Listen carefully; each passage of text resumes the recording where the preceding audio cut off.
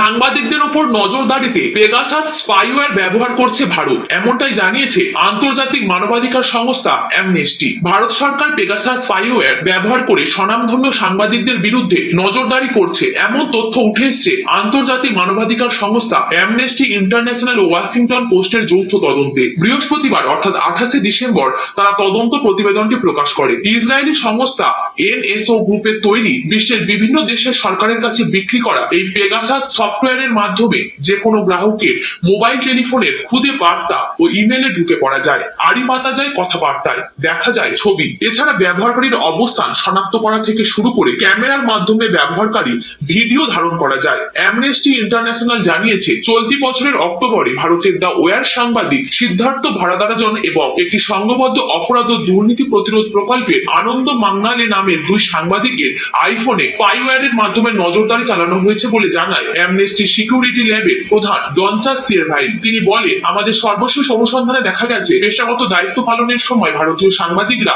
বাড়ন্ত হারে বেআইনি নজরদারির মুখে পড়ছে। পাশাপাশি কঠোর আইনের প্রয়োগের মাধ্যমে কারারুদ্ধ হওয়ার মতো ঘটনাও ঘটছে। এছাড়া ভয়ভীতি প্রদর্শন ও হয়রানির ঘটনাও ঘটছে। এর প্রতিবেদন নিয়ে এখন পর্যন্ত কোনো মন্তব্য করেনি ভারত সরকার। এর আগে 2021 সালেও ভারত সরকারের বিরুদ্ধে একই অভিযোগ উঠেছিল।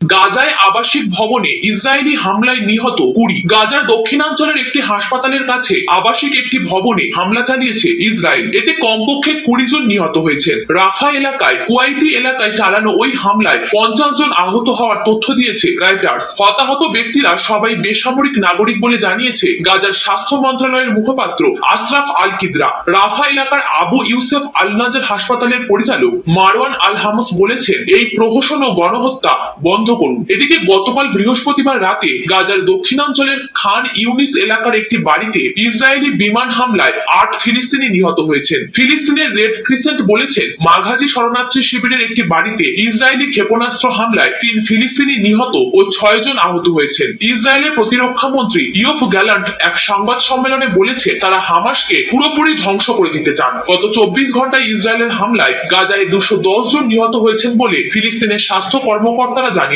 এ নিয়ে গত 7ই অক্টোবর ইসরায়েলের হামলার পর থেকে গাজায় এখন পর্যন্ত কমপক্ষে 21,320 জন নিহত হয়েছেন। আহত হয়েছেন 55,603 জন। ইসরায়েলে হামাসের হামলায় নিহত হওয়ার সংখ্যা পৌঁছেছে 1,139-তে।